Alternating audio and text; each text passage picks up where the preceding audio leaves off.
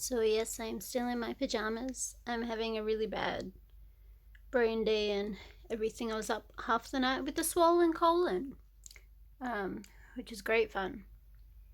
So with International Day of People with Disabilities recently, I've seen lots of posts from other countries, and I saw a few talking about Hawkeye.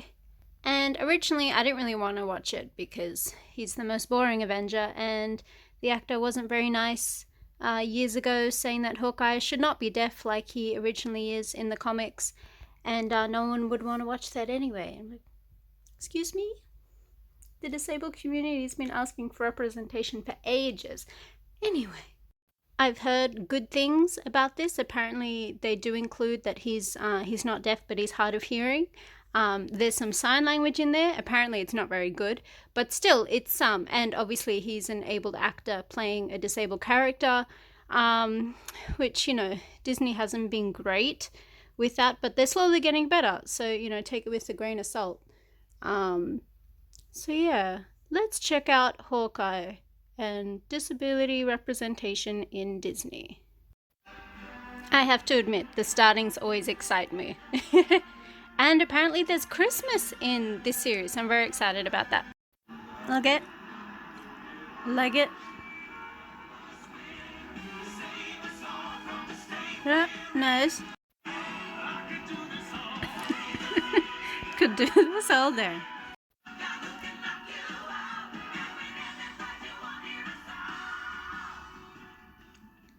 This is important content. Some good disability representation for the hard of hearing community.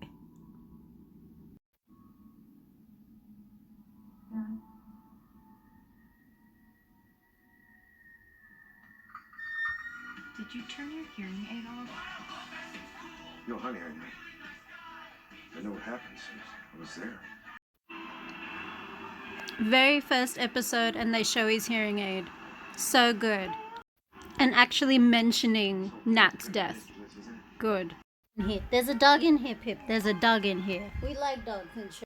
I am enjoying the Christmassy scenes, but one of my friends told me they're Jewish and they believe that showing just Christmas things is anti-Semitic, even though the characters celebrate Christmas. I can't have a thought on that because I'm not Jewish. But if you are, I'd love to know your thoughts. We love a good dog. Oh. Yeah. Yeah, save the dog. Okay, not really liking this because this actually happened to my mom like years ago, and no one helped her while the guy just kicked in the windscreen just like that. Okay, I like the Christmas song at the end. I'm a slut for Christmas. Look at that happy dog. Look at him. So I'm on the second episode now because I'm just going to spend all day on the couch because I cannot get up unless it's to throw my guts up. And everyone loves a dog sidekick, but he's got one eye, so there's also disability representation in there. And I love him because I used to have a golden retriever, and my best friend's dog also has one eye. Beautiful Boba, look at him. I should find out what the actor dog's real name is. And we have some sign.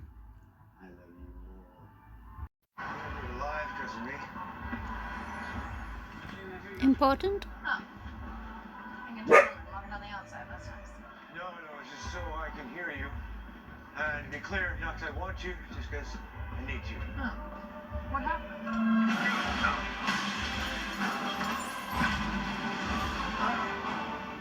Too hard to tell. I know. Mommy, a superhero. Also, able just asking disabled people, what happened? Dude, no. More representation. Love it. Previously on, and they include the sign. Just to remind everyone, hey, Hawkeye is disabled. Isn't that awesome? More deaf representation. Awesome. More sign. and showing the isolation of being disabled in an abled world. More representation. And here we have grown-up Maya, disabled character played by a disabled actor. It is possible. I read that some of the cast actually learnt some basic ASL to welcome her, which is good. I love how they're incorporating the sound. They have the score and really muffled sort of screams when they're showing from the deaf person's perspective. Not muffled as in like, oh, it's in the room next door, but actual muffled, which is really great, I think. A creative way to add to saying like, by the way, they're hard of hearing, you know?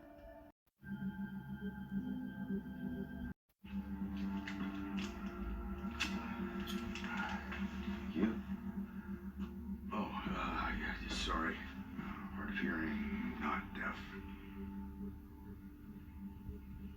This is important to show too. You rely too much on technology. Well, my go-to weapon is 2 sticks, string, so. No, she means your hearing aid. Ah, You might find you're better off without it. yeah, sometimes I think that very same thing.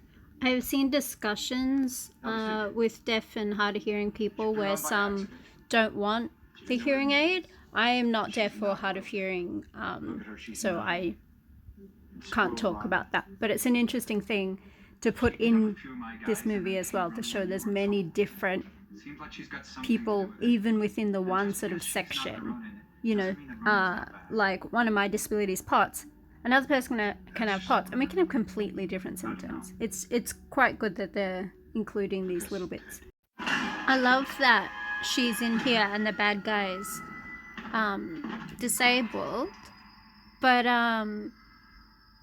Hollywood often, you know, if there happens to be a disabled character, like at least this one is played by a disabled actor, but they're the bad guy. They're the one to be feared. They're different, they're strange. So it'd be great if she has a turning point and she's good or something, and they can see disability as a good thing, you know.